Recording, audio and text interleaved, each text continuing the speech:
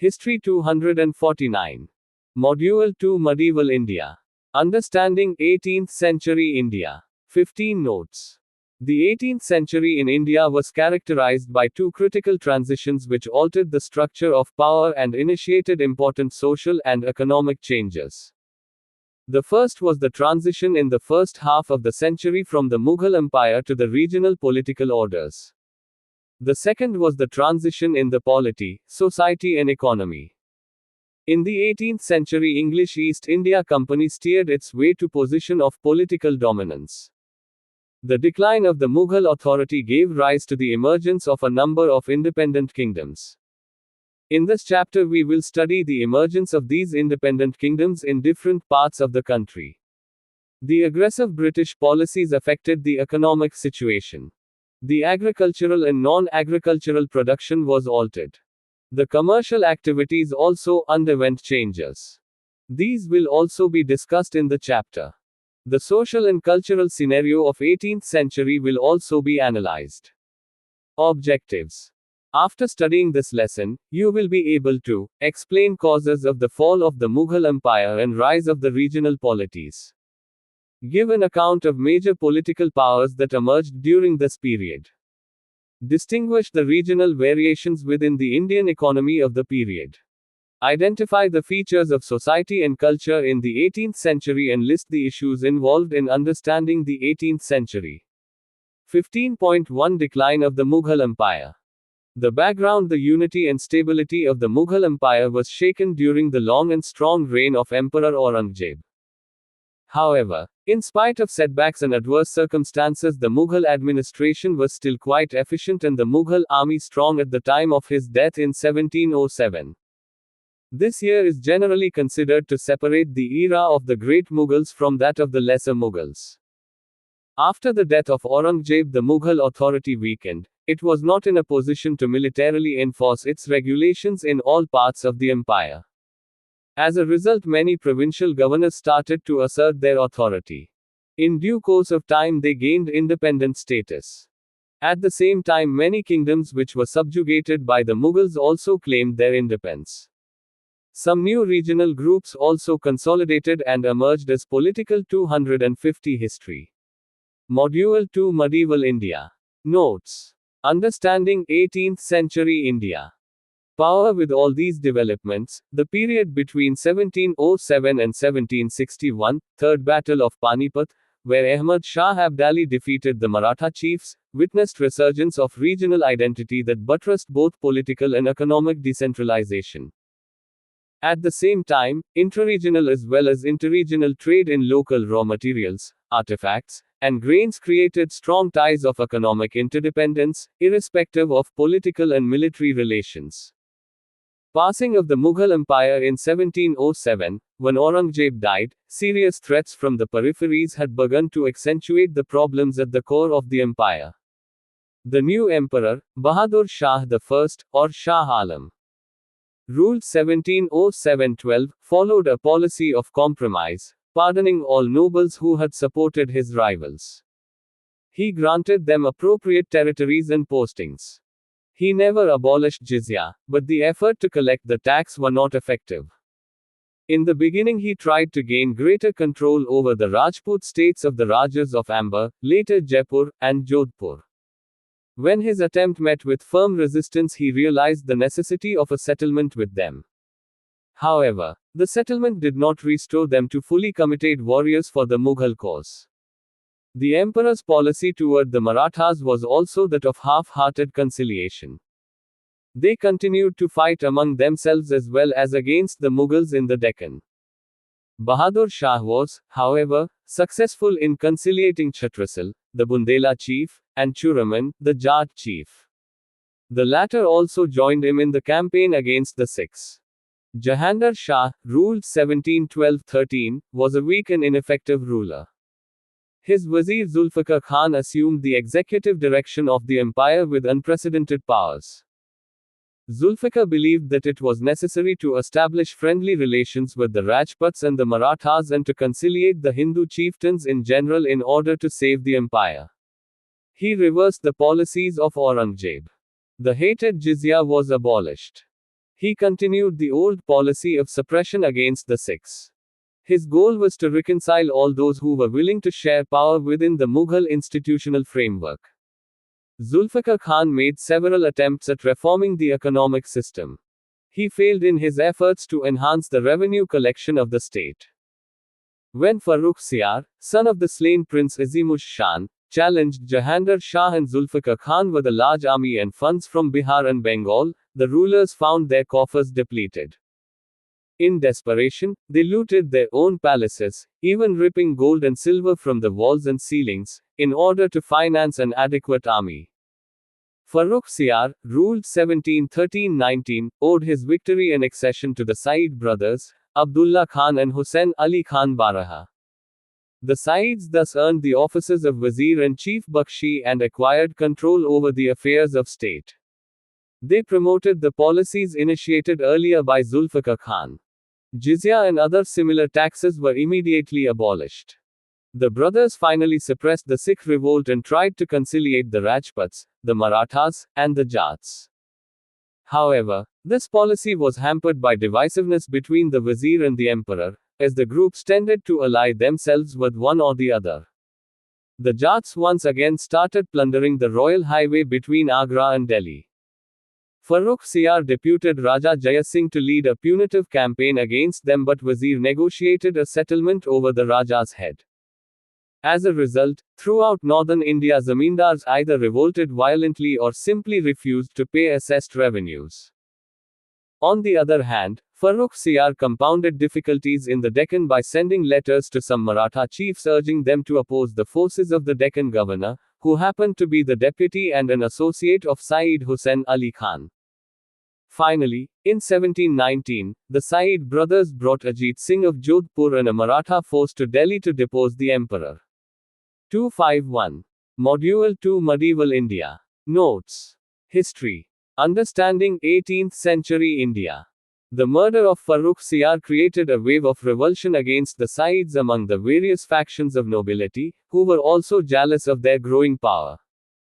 Many of these, in particular the old nobles of Aurangzeb's time, resented the Vizir's encouragement of revenue farming, which in their view was mere shopkeeping and violated the age-old Mughal notion of statecraft.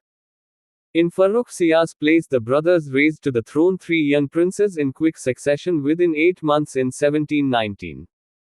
2 of these, Rafi-ud-Darajat and Rafi-ud-Dawla, Shah Jahan II, died of consumption. The third, who assumed the title of Muhammad Shah, exhibited sufficient vigor to set about freeing himself from the brothers' control.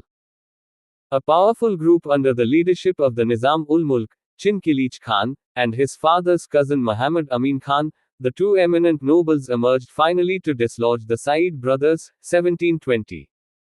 By the time Muhammad Shah, ruled 1719-48, came to power, the nature of the relationship between the emperor and the nobility had almost completely changed. Individual interests of the nobles had come to guide the course of politics and state activities. In 1720, Muhammad Amin Khan replaced Sayyid Abdullah Khan as Wazir. After Amin Khan's death, January 1720, the office was occupied by the Nizam-ul-Mulk for a brief period until Amin Khan's son Qamar-ud-Din Khan assumed the title in July 1724 by a claim of hereditary right. The nobles themselves virtually dictated these appointments. By this time, the nobles had assumed lot of powers. They used to get farmans issued in the name of emperor in their favors. The position of emperor was preserved as a symbol only without real powers. The real powers seated with important groups of nobles. The nobles in control of the central offices maintained an all-empire outlook, even if they were more concerned with the stability of the regions where they had their jagirs. Farmans, mandates granting certain rights or special privileges, to governors, faujdar, and other local officials were sent, in conformity with tradition, in the name of the emperor.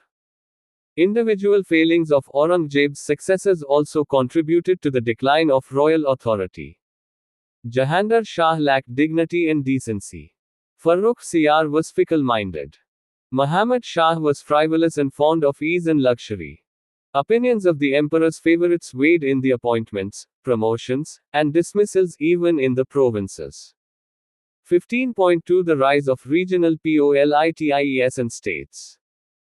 The states that arose in India during the phase of Mughal decline in the following century, roughly 1700 to 1850, varied greatly in terms of resources, longevity, and essential character. Some of them, such as Hyderabad in the south, was located in an area that had harbored regional state in the immediate pre-Mughal period and thus had an older local or regional tradition of state formation. Others were states that had a more original character and derived from very specific processes that had taken place in the course of the late 16th and 17th centuries. In particular, many of the post-Mughal states were based on ethnic or sectarian groupings: the Marathas, the Jats, and the Sikhs. In due course, the enrichment of the regions emboldened local land and power holders to take up arms against external authority.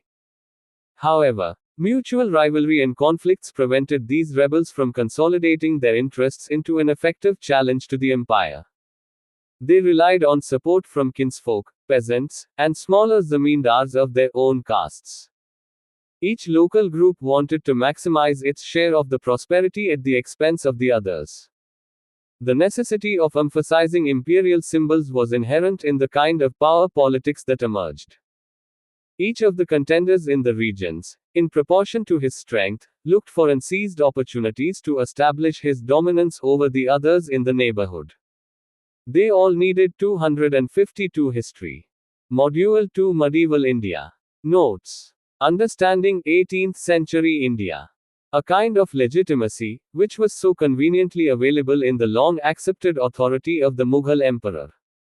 They had no fear in collectively accepting the symbolic hegemony of the Mughal center, which had come to coexist with their ambitions. The gradual weakening of the central authority set in motion new types of provincial kingdoms. Nobles with ability and strength sought to build a regional base for themselves. The Wazir Chin Kilich Khan himself showed the path. Having failed to reform the administration, he relinquished his office in 1723 and in October 1724 marched south to establish the state of Hyderabad in the Deccan.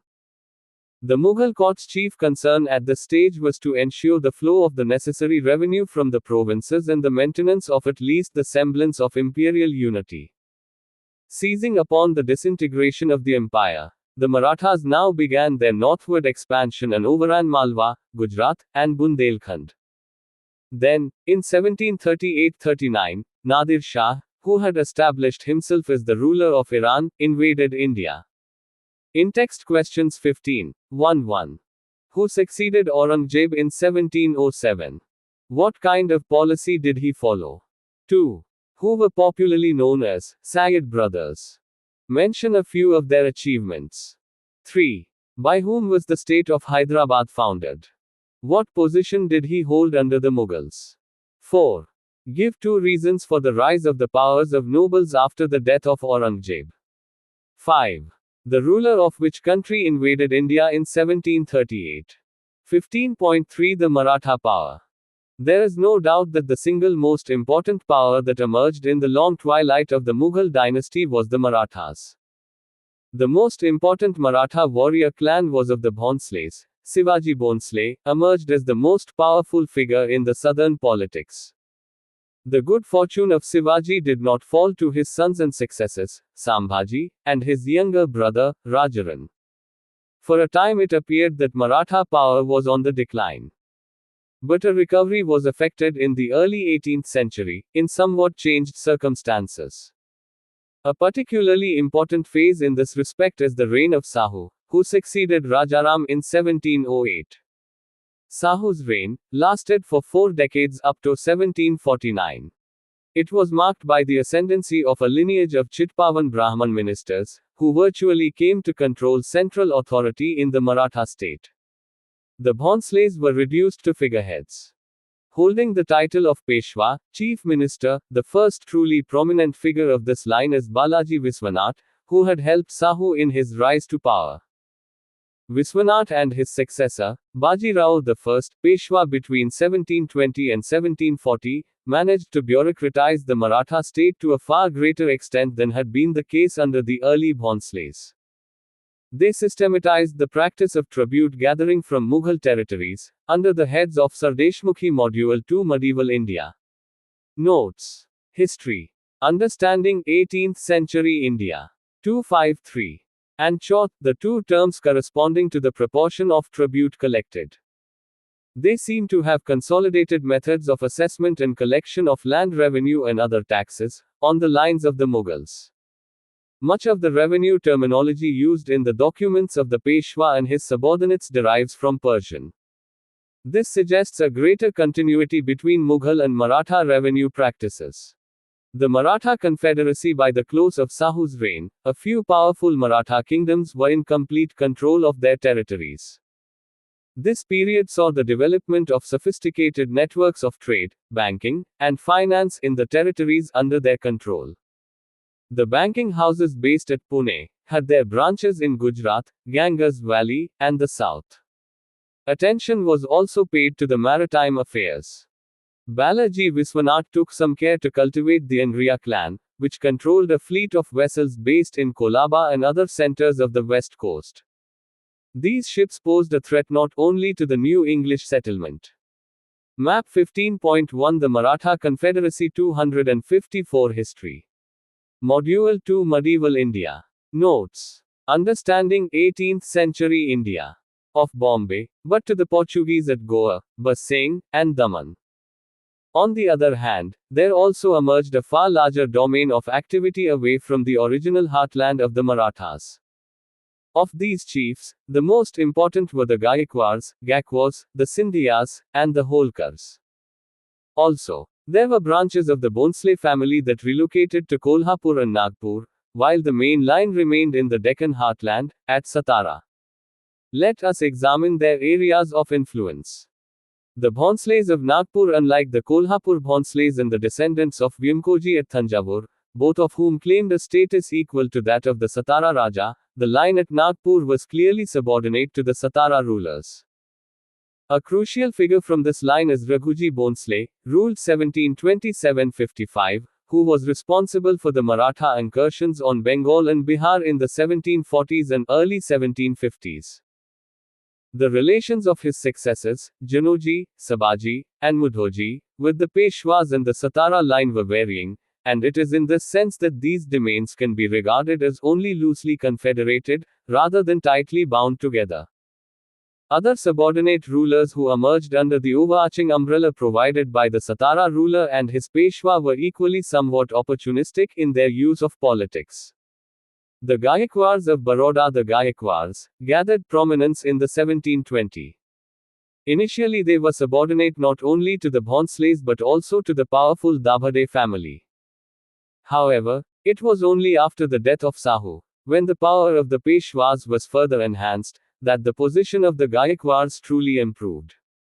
By the early 1750s, their rights on large portion of the revenues of Gujarat were recognized by the Peshwa.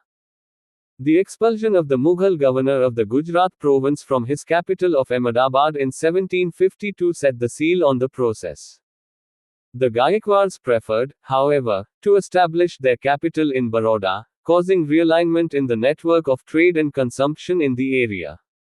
The rule at Baroda of Damaji, d. 1768, was followed by a period of some turmoil. The Gaikwads still remained partly dependent on Pune and the Peshwa, especially to intervene in moments of succession crisis.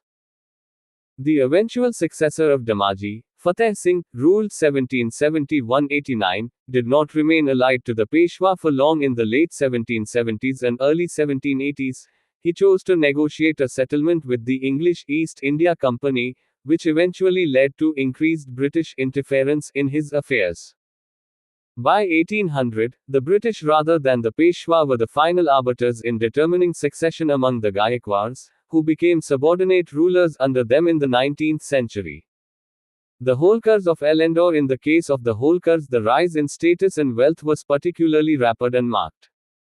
Initially they had very little political power. However, by 1730s their chief Malhar Rao Holkar consolidated his position. He was granted a large share of the Chauth collection in Malwa, eastern Gujarat, and Khandesh. Within a few years, Malhar Rao consolidated his own principality at Indore, from which his successors controlled important trade routes as well as the crucial trading center of Burhanpur. After him, control of the dynastic fortunes fell largely to his son's widow, Ahalya Bai, who ruled from 1765 to 1794 and brought Holkar power to great glory. Nevertheless, their success could not equal that of the next great chieftain family, the Scindias.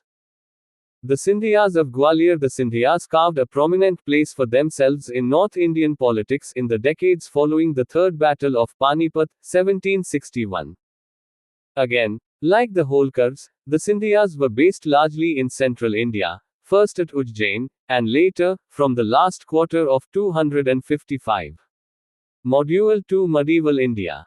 Notes. History. Understanding 18th century India. The 18th century, in Gwalior.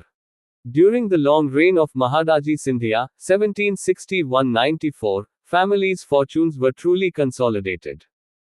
Mahadaji proved an effective and innovative military commander.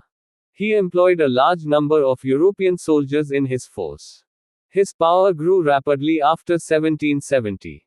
During this period, he managed to make substantial inroads into North India that had been weakened by Afghan attacks. He intervened with some effect in the Mughal court during the reign of Shah Alam II. The Mughal king made him the deputy regent of his affairs in the mid-1780s. His shadow fell not only across the provinces of Delhi and Agra but also on Rajasthan and Gujarat, making him the most formidable Maratha leader of the era. The officials of the East India Company were very cautious in dealing with him. His relations with the acting Peshwa, Nana Fadnavis at Pune, were fraught with tension. Eventually, the momentum generated by Mahadaji could not be maintained by his successor Daulat Rao Scindia, ruled 1794-1827, who was defeated by the British and forced by treaty in 1803 to surrender his territories both to the north and to the west. The careers of some of these potentates, especially Mahadaji Scindia, illustrate the potency of Mughal symbols even in the phase of Mughal decline. For instance, after recapturing Gwalior from the British, Mahadaji took care to have his control of the town sanctioned by the Mughal emperor. Equally, he zealously guarded the privileges and titles granted to him by Shah Alam, such as Amir al-Umara, head of the Amirs, and Naib Waki-i-Mutlaq, deputy regent. In this he was not alone. Instances in the 18th century of states that wholly threw off all pretense of allegiance to the Mughals are rare. Rather, the Mughal system of honors and titles, as well as Mughal-derived administrative terminology and fiscal practices, continued despite the decline of imperial power. In-text questions 15-1. Name the single most important power that emerged during the declining phase of Mughal dynasty. 2. Who was referred as Peshwa during the Maratha rule? Name the Peshwa who held power between 1720-1740. 3. In the context of the Marathas, what did the following terms indicate? A. Chauth. B. Sardeshmukhi. 4. Name the important Portuguese trade centers in the western coast of India. 5. Name the various ruling dynasties of the Marathas Confederacy. In which region did they rule? 6. Who was Ahalya Bai? What was her main achievement? 256 History. Module 2 Medieval India. Notes. Understanding 18th Century India. 15.4 The Nawabs of Bengal. Murshid Quli Khan, who started his career as Diwan of Bengal under Aurangzeb, became virtually independent with the growing weakening of the central authority. However, he regularly sent tribute to the Mughal emperor. Ali Wardi Khan deposed the family of Murshid Quli Khan and made himself the Nawab in 1739. These Nawabs brought stability and peace and promoted agriculture, trade and industry. Equal opportunities were given to both Hindus and Muslims. But the Nawabs could not visualize the long-term implications of the presence of the European trading companies and neglected military preparedness. In 1756 1757, the successor of Ali Vardi Khan, Siraj ud Daulah, had to fight the English East India Company over the trading rights. His defeat in the Battle of Plassey in June 1757 paved the way for subjugation of Bengal as well as India. 15.5 The Nawabs of Awadh. With the weakening central control, the Mughal Suba of Awadh also saw emerging ambitions of a provincial governor, Sadat Khan Burhan ul Mulk. Sadat Khan disciplined the local zamindars and gave shape to a well-paid, well-armed and well-trained army. Before his death in 1739, Sadat Khan made the provincial head a hereditary position. His successors Safda Jung and Asaf ud Daulah not only played very decisive role in the politics of northern India but also gave a long-term administrative stability to the Nawabi of Awadh. Under the Nawabs, firstly Faizabad and then Lucknow became the cultural rival of Delhi in the spheres of arts, literature and crafts. Regional architecture reflected itself in the form of Amambara and other buildings. The evolution of dance form Kathak was the outcome of cultural synthesis. 15.6 The Sikhs of Punjab. The Mughal force suppressed the Sikhs under Banda Bahadur. But this did not put an end to Sikh resistance to Mughal authority. In the 1720s and 1730s, Amritsar emerged as a center of Sikh activity, mainly because of its preeminence as a pilgrimage center. Kapoor Singh, the most important of the Sikh leaders of the time, operated from its vicinity. He gradually set about consolidating a revenue-cum-military system. Some Sikh groups also started consolidating themselves as political force. These activities discouraged the attempts by the Mughal governors of Lahore Suba to set up an independent power base for themselves in the region. First Abdus Samad Khan and then his son Zakaria Khan attempted to control sovereign power. After the latter's demise in 1745, the balance shifted still further in favor of the Sikh warrior leaders, such as Jasser Singh Ahluwalia. He later on founded the Kingdom of Kapurthala. The mushrooming of pockets under the authority of Sikh leaders was thus a feature of the 2 decades preceding Ahmad Shah Abdali's invasion of the Punjab. This process was evident in the eastern Punjab and Bari Doab. Though the principal opposition faced by Abdali in his campaigns of the 1750s and 1760s in the Punjab came from the Sikhs, Marathas also played a role of significance on this occasion. Eventually, by the mid-1760s, Sikh authority over Lahore was established, and the Afghans were not able to consolidate their early gains. Under Ahmad Shah's successor, Timur Shah, ruled 1770–93, some of the territories and towns that had been taken by the Sikhs, such as Multan, were recovered, and the descendants of Ahmad Shah continued to harbor ambitions in this direction until the end of the century. But by the 1770s, they were dealing with a confederation of about 60 Sikh chieftains. Some of these were to emerge as princely states under the British, such as Nabha and Patiala. 257. Module 2 Medieval India. Notes. History. Understanding 18th century India. The Sikh chiefdoms continued many of the administrative practices initiated by the Mughals.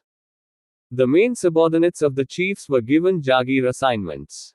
The Persianized culture of the Mughal bureaucracy continued to hold sway. It was one such chief, Ranjit Singh, grandson of Charhat Singh Sukerchikia, who eventually welded these principalities for a brief time into a larger entity. Ranjit Singh's effective rule lasted 4 decades, from 1799 to 1839. The power of the English East India Company was growing in all parts of the country during this period. Within 10 years of his death, the British had annexed Punjab. His rise to power was based on superior military force, partly serviced by European mercenaries and by the strategic location of the territories that he had inherited from his father. Ranjit Singh's kingdom represented the culmination of nearly a century of Sikh rebellions against Mughal rule. It was based on the intelligent application of principles of statecraft. He used as his capital the great trading city of Lahore, which he captured in 1799. Having gained control of the trade routes, he imposed monopolies on the trade in salt, grain, and textiles from Kashmir to enhance his revenues. Using these earnings, he built up an army of 40,000 cavalry and infantry. By the year 1809, he was undisputed master of the most of Punjab. 15.7 Jaipur and other Rajputana states. Jaipur, earlier Amber, in eastern Rajasthan, was a Rajput principality controlled by the Kachwaha clan. In the early 18th century, the ruler Jaya Singh Savai took steps to increase his power manifold. This was done by I. arranging to have his Jagir assignment in the vicinity of his home territories, and E. by taking on rights on land revenue through farming, for collection of land tax rights on a parcel of land that are rented by the state to an individual, which was gradually made permanent. By the time of his death in 1743, Jaya Singh, after whom Jaipur came to be named, had emerged as the single most important ruler in the region. Most of the larger Rajput states were constantly involved in petty quarrels and civil wars. Ajit Singh of Marwar was killed by his own son. In the 1750s, Suraj Mal, the Jat ruler of Bharatpur, like Jaya Singh, adopted a modified form of Mughal revenue administration in his territories. However, by this time, the fortunes of the Jaipur kingdom were seriously in question. Under threat from the Marathas, recourse had to be taken to adopt short-term fiscal exactions. At the same time, a series of crop failures in the 1750s and 60s adversely affected fragile agriculture. The second half of the 18th century was thus marked by an economic depression, accompanied by a decline in the political power of Jaipur. During this period, Jaipur became a vulnerable target for the ambitions of the Marathas, and of Mahadaji Sindhia in particular. The states discussed so far, with the exception of Maratha, were all landlocked. This did not mean that trade was not an important element in their makeup, for the kingdom of Ranjit Singh was crucially linked to trade. However, lack of access to the sea greatly increased the vulnerability of a state, particularly in an era when the major power was the English East India Company, itself initially a maritime enterprise. 15.8 Politics in South India. In the south, unlike the areas discussed so far, several states did make a determined bid in this period to consolidate their power by the use of access to sea and ports. Principal among these were Travancore in Kerala under Martanda Varma and Rama Varma, and Mysore under Hyder Ali and Tipu Sultan. These states rose to prominence only in the latter half of the 18th century, or at least after 1740. Before that, the southern Indian scene had been dominated by a group of Muslim notables who had accompanied the Mughal expansion into the 258 history. Module 2 Medieval India. Notes. Understanding 18th century India. Region in the 1680s and 1690s, or else had come in a second wave that followed immediately after 1700. Many of these notables set themselves up as tribute-paying chiefs under Mughal authority. Some of them were relatively petty Nawabs, deputies, of the Balaghat, or northern Karnataka, such as Abdul Rasul Khan of Saira. A few of them were political heavyweights like the Nizam ul Mulk himself and Sadullah Khan at Akot. The Nizam ul Mulk had consolidated his position in Hyderabad by the 1740s, whereas the Akot Principality had emerged some 3 decades earlier. Neither of these rulers, while establishing dynastic succession, claimed full sovereignty. Thus they continued to cast themselves as representatives of Mughal authority. Southern Indian politics in the 1720s emerged, therefore, as a game with many petty players and 3 formidable ones: the Marathas, both at Thanjavur and elsewhere, the Nizam, and the Akot, or Carnatic, Nawab. In the second half of the 18th century, the power of all 3 of these centers declined. The succession struggle at Akot in the 1740s and early 1750s left its rulers open to financial manipulation by private British merchants, to whom they were increasingly in debt for war expenses. In the 1750s, the power of Hyderabad also declined, after the death of its founder, the Nizam ul Mulk. The control of the coastal districts was soon lost, leaving the kingdom landlocked and relatively sparsely populated. In this context, the only option for states was to build an elaborate and well-organized war machine while keeping external supply lines open. The control of trade was also seen as crucial in the statecraft of the period. The state of Travancore. These principles were put into practice in the southern Kerala state of Venad, Travancore, by Martanda Varma, ruled 1729-58. The king initiated a few measures to strengthen his authority. These were I. He built a substantial standing army of about 50,000. E. Reduced the power of the Nayar aristocracy on which rulers of the area had earlier been dependent militarily, and E. Fortified the northern limits of his kingdom at the so-called Travancore line.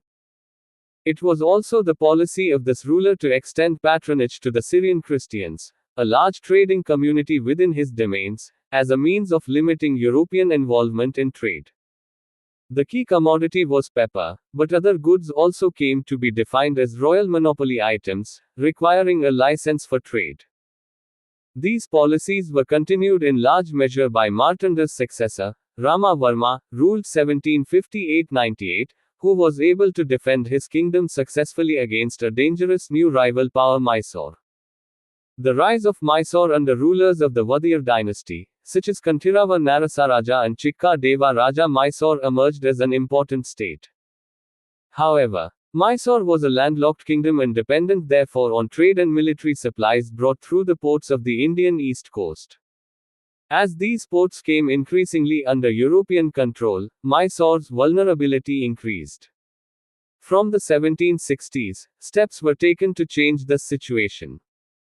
A cavalry commander of migrant origin, Haider Ali, assumed effective power in the kingdom in 1761, reducing the Wadiyars to figureheads and displacing the powerful Kalle family of ministers. First Haider and then, after 1782, his son, Tipu Sultan, made attempts to consolidate Mysore and make it a kingdom with access to not one but both coasts of peninsular India. Against the Korwas, the inhabitants of the upland kingdom of Kodagu, Coorg, they were relatively successful. Coastal Karnataka and northern Kerala came under their sway, enabling Tipu to open diplomatic and commercial relations on his own account with the Middle East. Tipu's ambitions apparently greatly exceeded those of his father, and he strove actively to 259. Module 2 Medieval India. Notes. History. Understanding 18th century India. Escape the all-pervasive shadow of Mughal suzerainty, as discussed above. However, the problem with the Mysore of Haider and Tipu was their inability to build an internal consensus.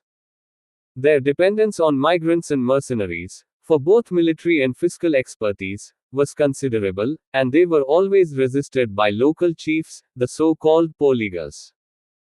More crucial was the fact that by the 1770s Mysore faced a formidable military adversary in the form of the English East India Company, which did not allow it any breathing room. It was the English who denied Mysore access to the relatively rich agricultural lands and ports of the Coromandel coastal plain in eastern India. Tipu was also finally killed in 1799 by the English forces. In text question 15, 3.1. In which region and under whose patronage did the dance form Kathak evolve? 2. Why was the Battle of Plassey, 1757 significant? 3. Name the Sultan of Mysore who faced the challenge of the British East India Company. What difficulties did he face during his rule? 15.9 The economy in 18th century India. The 18th century can hardly be said to exhibit any substantial economic continuity between its earlier and later parts. It was a period of considerable political turmoil in India, one in which states were formed and dissolved in quick succession. That there was a great deal of fluidity in the system. It is of course true that raids by military forces would have caused dislocation. The destruction of irrigation tanks, the forcible expropriation of cattle wealth, and even the forced march of masses of people were not unknown in the wars of the 1770s and thereafter. All these must have had a harmful effect on economic stability and curtailed the impulse toward growth. When viewed from Delhi, the 18th century is certainly a gloomy period. The attacks of Nadir Shah, then of Ahmad Shah Abdali, and finally the attacks by the Rohillas, who controlled Delhi in 1761-71, put the city in a state of regular destruction. This perspective can hardly have been shared by the inhabitants of other centers in India, whether Trivandrum, Pune, Patna, or Jaipur. There was a process of economic reorientation that accompanied the political decentralization of the era, and it is on account of this that the experience of Delhi and Agra cannot be generalized. However, the conditions of different regions were not uniform. In some, the first half of the 18th century witnessed continued expansion Bengal, Jaipur, and Hyderabad, for example. While some others were late bloomers, as in the case of Travancore, Mysore, or the Punjab. No single chronology of economic prosperity and decline is likely therefore to fit all the regions of India in the epoch. Despite some key weaknesses and contradictions, the economy of the 18th century performed well in the spheres of agriculture, inland trade, and urbanization. There were some areas which saw agricultural decline often because of interstate warfare, as in the Punjab and parts of North India. Lack of new agricultural methods and techniques was overcome with the experience and management of land and labor. Data of Tiksim papers used and compared vis-a-vis Ain Akbari proves that it was not the lack of cultivable land but 260 history. Module 2 Medieval India. Notes. Understanding 18th century India. Lack of labor and peace which resulted into declining agricultural production and fluctuating agricultural prices as well. At the same time, the price rise benefited the peasants but unequally according to vertically divided sections of peasantry. States exacted tribute from systems of agricultural commodity production that tied villages to expansive networks of commercial mobility and exchange. It is noteworthy that, except for a major subsistence crisis in South India between 1702 and 1704, the first 7 decades of 18th century in India were remarkably free of famine. The Great Bengal Famine of 1770, in which an estimated one-third of the population perished, occurred soon after the colonial conquest. This was followed by another disastrous famine in North India in 1783. Overall, a favorable land-labor ratio had enabled highly mobile peasant and tribal labor to negotiate reasonable terms with controllers of land. But the excessive revenue demands made the peasants' desertion a regular phenomenon, particularly in North India. While some village notables managed to transform revenue farms into hereditary estates, others felt the squeeze from powerful regional states as Tipu's Mysore. Population, production, prices and wages tended, generally speaking, to be on a gentle upward incline during the 18th century. Fragmented polities did not hamper the development of a thriving inland trade in grain, cloth and cattle. Corporate merchant institutions transcended political boundaries in overseeing the transportation of goods and the provision of credit and insurance services. Pre-colonial era artisanal labor, especially weavers, had ample scope for successfully resisting extravagant demands by intermediate social groups in the state. Even an intrusive state like late 18th century Mysore appeared to attack intermediaries rather than labor. Evidence from Bengal and Madras suggests that urban labor was worse off in relation to the state and the market in the early colonial than in the immediate pre-colonial period. While inland trade did well, the Indian shippers and merchants involved in export trade declined in the face of European advances. The great Gujarati port city of Surat lost its importance around 1720. There was a resurgence of demand for Indian goods in both West and Southeast Asia in the late 18th century in addition to European demand, but by now British merchants and shippers had achieved dominance at the expense of Indians and took the bulk of the profits. As the old commercial centers of Surat, Masulipatam and Dhaka degenerated, colonial port cities like Bombay, Madras and Calcutta took their pride of place. But the decline of the Mughal capitals of Delhi and Agra was offset by the rise of regional capitals, including Lucknow, Hyderabad, the various Maratha cities, and Seringapatam. The level of urbanization was clearly higher in 1800 than a century before. What had changed in the urban centers was the relative balance of power between rulers and merchants. In some instances, commercial and financial magnates were arrogating to themselves the powers of the state. It would also appear, for a variety of reasons, that the mid-18th century marks a significant change in economic sphere. For example, once the English East India Company got hold on the revenues of Bengal Suba, the flow of money was adversely affected. While earlier Bengal received gold and silver in exchange for its exports, this pattern no longer held. In later part of 18th century, the peasants were forced to cultivate certain cash crops like indigo and opium. This had adverse impact on food crop production. But another reason why the latter half of the 18th century differs from the period before about 1750 is the changing character of war. In the post-1750 period, warfare became more disruptive of civil life and economic production than before, and at the same time the new technologies in use made it a far more expensive proposition. The use of firearms on a large scale, the employment of mercenaries, the maintenance of standing armies, all of these had harmful effects. 261. Module 2 Medieval India. Notes. History. Understanding 18th century India. 15.10 The social context. The social life in 18th century India was continuation of the past legacy. Despite some universal features of socio-cultural unity throughout India over the centuries, there was no uniformity in the social patterns. The society was divided into multi-layered identities on the basis of religion, region, tribe, language, class and caste. Hindus were divided on the basis of hundreds of castes.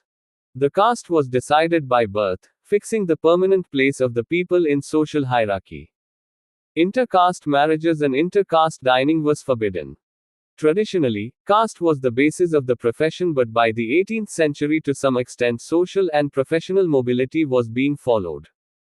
For example, Brahmins started adopting various progenies and pursuing trading activities. The caste continued to be a major divisive force. Muslims were also influenced by the considerations of race, caste, tribe and status. The Shias and Sunnis had major religious differences, while the Irani, Afghani, Turani and Hindustani Muslims had lot of differences to stand apart from each other. People converted to Islam carried their caste into the religion. The basic social unit was the family based on patriarchal patterns except Kerala, where matrilineal system was prevalent. Women were expected to live as the role models of ideal daughters, wives and mothers. Women of the upper classes, in North India, had to follow Purdah. Child marriages was prevalent and marriage was a social obligation between the two families. Among the upper classes, polygamy and dowry was prevalent, but the greatest evil of 18th century India were the custom of sati and the condition of widows among the Hindus. The education system could not change according to the requirements of the time. The curriculum was confined to literature, languages, law, religion, philosophy and logic, and excluded the study of physical and natural sciences, technology and geography. There was lack of progressive ideas as theoretical framework dominated. Elementary education was widespread. Mediums of higher education were Sanskrit and Persian only. Moreover, this education excluded females and low caste people. 15.11 The cultural milieu. It is generally maintained that the 18th century witnessed a general decline in material life. The cultural life of the period also has often been denigrated. However, there appears to be little justification for such a portrayal of the 18th century. Even Delhi, whose economic condition unequivocally declined, had a number of major poets, philosophers, and thinkers in this epoch, from Shah Waliullah to Mir Taqi Mir. Further, as regional courts grew in importance, they tended to take on the function of the principal patrons of high culture, whether in music, the visual arts, or literature. It is thus also in relatively dispersed centers, ranging from Awadh to Bikaner and Lahore to Thanjavur, that one finds the courtly traditions of culture persisting. Thanjavur under the Marathas is a particularly fine example of cultural efflorescence, in which literary production of a high quality in Tamil, Telugu, Sanskrit, and Marathi continued, with some of the Maratha rulers themselves playing a significant direct role. Similarly, it is in the 18th century Thanjavur that the main compositions of what is today known as the Carnatic tradition of Indian classical music came to be written, by such men as Tyagaraja, Muttuswami Dikshitar, and Shyama Sastri. Finally, The period brought the development of a distinct style of painting in Thanjavur, fusing elements imported from the north with older local traditions of textile painting. This vitality was not restricted purely to elite culture. To begin with, many of the theatre and musical traditions, as well as formal literary genres of the period, pick 262 history. Module 2 Medieval India. Notes. Understanding 18th century India. Upon reincorporated folk influences. At the same time, the interaction of popular Hinduism and Islam gave a particular flavor to cultural activities associated with pilgrimages and festivals. More than in earlier centuries, the tradition of long-distance pilgrimages to major centers from Varanasi to Rameshwaram increased and can be seen to fit in with a general trend of increasing mobility. It was common for post-Mughal states to employ mercenary soldiers and imported scribes and clerks. In 18th century Hyderabad, for example, Kayasthas from the north were employed in large numbers in the bureaucracy. In Mysore, Maharashtrian Brahmins were given fiscal offices as early as the 1720s. It is apparent that the mobility of musicians, men of letters, and artists was widely prevalent. When a major new political center emerged, it rapidly attracted talent, as evidenced in Ranjit Singh's Lahore. Here, Persian literature of high quality was produced, but not at the cost of literary output in Punjabi. At the same time, new developments were visible in the fields of architecture and painting. Farther to the north, the Principality of Kangra fostered an important new school of painting, devoted largely to Vaishnava themes. The cultural assimilation was outcome of mutual influence and respect. Among the major religions, the Marathas supported the shrine of Sheikh Muinuddin Chishti in Ajmer, and the Raja of Tanjore financed the shrine of Sheikh Shahul Hamid of Nagaur. Tipu Sultan of Mysore supported Sringeri temple, and Muslims joyfully participated in the Hindu festivals just as the Hindus were part of Muharram processions. Indeed, a surprisingly large proportion of what is understood today to be part of India's traditional culture is attributable to this period and also to the preceding century. 15.12 Debate and problems in understanding the history of 18th century. The debate on the nature of 18th century has engaged historians of Mughal India as well those interested in colonial studies. Early Mughal studies view the overall changes in the shadow of Mughal political collapse and project the period as Dark Ages. Thus Mughal political crisis is seen to be accompanied by economic and social breakdown as well. However, later studies scrutinize 18th century economy and society in regional perspectives preceding the beginning of the colonial rule that characterized the second half of the 18th century. Thus the two positions argue around continuity versus change paradigm. Generally, Indian historians perceive the colonial conquest which began from the mid-18th century as a point of departure for Indian history. So the basic issues pertaining to 18th century are two: whether the fall of Mughal Empire initiated the fall of socio-economic structure as well, and secondly, whether the arrival of colonialism was a fundamental break or not. Was the 18th century a dark age or was it a period of economic boom? Did it mark a sharp break or was it a period of continuity and change? How British power in India expanded during the 18th century. These and other questions concerning the nature of politics, society, economy, religion and culture made the study of history of 18th century highly debatable.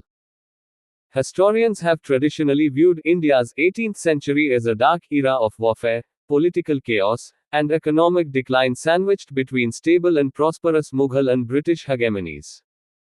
This view has been vigorously challenged by the most recent generation of Indian historians, who have emphasized the continuities between the earlier Mughal and later British states and the constellation of small successor states that emerged with the ebbing of Mughal power. The political turmoil which affected the whole century forces one to ask whether the fall of the Mughal Empire led to a break of the central 263. Module 2 Medieval India. Notes. History. Understanding 18th century India.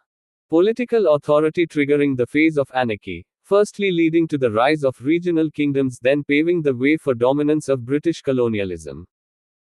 Here it is important to understand whether just the decline of the Mughal state should be seen as a failure of Indian society as well as the vacuum created by the fall of the central authority filled up by the regional powers, namely, Nawabs of Awadh and Bengal and Nizam of Hyderabad in the first half of the century. Moreover, whether the emergence of British East India Company as a political power was a break for the Indian society, economy and polity, or marked the beginning of next 200 years of British colonialism in India. In-text questions 15. 4.1. Give 2 reasons for the economic instability after 1770. 2. Why did Indian export trade decline in the face of European advances? 3. Name major colonial port cities that replaced earlier commercial centers. 4. Give 2 main features of 18th century social system. 5. List the major social evils prevalent in 18th century India. 6. What were the mediums of higher education till 18th century? 7. What was the main center for the emergence of Carnatic tradition of Indian classical music? Who were the main exponents of this tradition? What you have learnt. The lesson deals with the history of the 18th century. It provides a brief account of the later Mughal rulers, their weaknesses and difficulties. It also traces the gradual rise of the Mughal nobility and eventual disintegration of the Mughal Empire. The lesson marks the breaking up of the central authority leading to the emergence of regional kingdoms such as Hyderabad, Awadh and Bengal. The contribution of the regional rulers as well as their internal conflicts are also highlighted. Emergence of the Maratha Confederacy and finally the breakup of Marathas into 5 Maratha kingdoms of Bhonsle, Gayekwad, Holkar, Sindhia and Satara was as another important phase. The power of the Peshwas and some of the important administrative features are also mentioned. Consolidation of Sikhs under Maharaja Ranjit Singh, rise of the Rajput states and the contribution of these kingdoms towards Indian administration, polity and culture has been explained in brief. The later half of 18th century saw important developments. Rise of Mysore state under Hyder Ali and Tipu Sultan is worth mentioning. Coming of the East India 264 History. Module 2 Medieval India. Notes. Understanding 18th century India. Company and the conflict between Mysore and the company marks the beginning of a new phase of Indian political scene. Along with political developments, the lesson also deals with the new features of Indian economy, discusses the reason for decline of Indian agriculture and export trade paving the way for colonial economy. While in many ways the social conditions remain stagnant, the 18th century India also witnessed various new trends in economic and cultural fields. Because of the complex nature of the 18th century Indian polity and economy, there are divergent views among historians about the nature of these developments. Terminal questions 1. After the death of Aurangzeb, why did the Mughal authority decline so fast? 2. Examine the process of the rise of regional polities and states. Why did these powers feel the need for imperial symbol for legitimacy? 3. How did the Marathas recover their lost importance in early 18th century? 4. Who was Mahadaji Sindhia? List his contributions. 5. Examine the efforts of Nawabs of Bengal to consolidate their position in Bengal. 6. When and by whom was the Sikh authority established over Lahore? Explain role of Maharaja Ranjit Singh in this context. 7. Explain the steps taken by Savai Raja Jaya Singh to increase his power in Rajputana. 8. When viewed from Delhi, the 18th century is certainly a gloomy period. Justify this statement by giving suitable arguments. 9. Examine the causes of decline of Indian agriculture in 18th century. 10. Describe the significant changes in the economic sphere in 18th century India. 11. Why is there a debate on the nature of 18th century? 12. On what ground do the historian refer the 18th century as Dark Ages? 13. What are the major problems in understanding the history of 18th century? Answers to INTEXT questions 15.1. 1. Bahadur Shah I, Shah Alam. He followed a policy of compromise. 2. Abdullah Khan and Hussain Ali Khan were popularly known as Sayyid brothers. Achievements. I. They held the position of Wazir and Bakshi, respectively. E. They suppressed the Sikh revolts and tried to conciliate the Rajputs. 265. Module 2 Medieval India. Notes. History. Understanding 18th century India. E. They abolished repressive tax like jizya. 3. The state of Hyderabad was founded by Chin Kilich Khan, the Nizam ul Mulk. He held the position of the Wazir under the Mughals. 4. I. The later Mughal rulers were weak and ineffective. E. Many of them were fickle-minded and spent them in wasteful luxury and expenditure. 5. During the period of A.D. 1738-1739 Nadir Shah invaded India. He was the ruler of Iran. 15.2. 1. The Marathas. 2. During the reign of Shahu, the Maratha ruler, the chief minister was referred as Peshwa. Baji Rao I was a very powerful Peshwa who ruled during the period of 1720-1740. 3. Both Chauth and Sardeshmukhi refers to the tributes collected by the Marathas. These corresponded to the proportion of tribute. Chauth was 1/4 of the Mughal taxes, Sardeshmukhi was 1/10 of the same. 4. Goa, Bassan, Daman 5. Bhonsles of Nagpur, Gaikwads of Baroda, Holkars of Indore, Sindhiyas of Gwalior and Shivaji's successors ruled in the region of Satara 6. Ahalya Bai was the widowed daughter-in-law of the Holkar ruler Malhar Rao. She ruled Indore from 1765 to 1794. Her main achievement was that she consolidated the power of the Holkars and brought it to great glory. 15.3. 1. Kathak. The new dance form evolved in the region of Lucknow in Awadh under the patronage of the Nawabs of Awadh. 2. In this battle the independent Nawab of Bengal, Sirajuddaula was defeated and killed by the British forces. It paved the way for subjugation of Bengal and eventually India by a foreign power. 3. Tipu Sultan. Besides falling to the hostility of the British, Tipu always had to face the resistance of local chiefs called Poligas. 15.4. 1. Political turmoil and raids of military forces were two main reasons for economic instability. 2. The great Gujarati port city of Surat lost its importance though there was still a great demand of Indian goods. The British merchant and shippers controlled the export trade by replacing Indian. 3. Colonial cities like Bombay, Madras, Calcutta replaced earlier commercial centers. 4. In many ways the 18th century social life was a continuation of past legacy without much change. The society was divided on the multilayered identities on the basis of religion, tribe, caste, language, class etc. 266 History.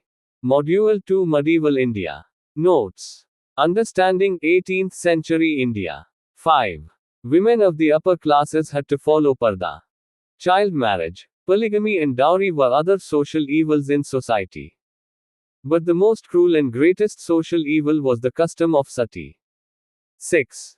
The mediums of higher education in 18th century were Sanskrit and Persian only. 7. Carnatic tradition of Indian classical music developed in the region of Thanjavur.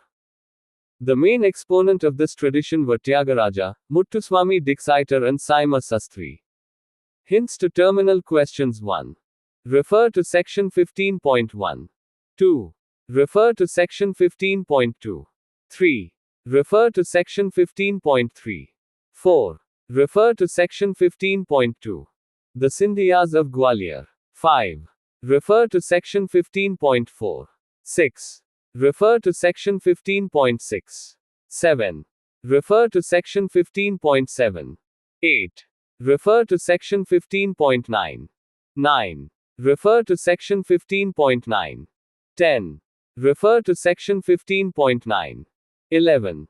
Refer to section 15.12. 12. Refer to section 15.12. 13. Refer to section 15.12.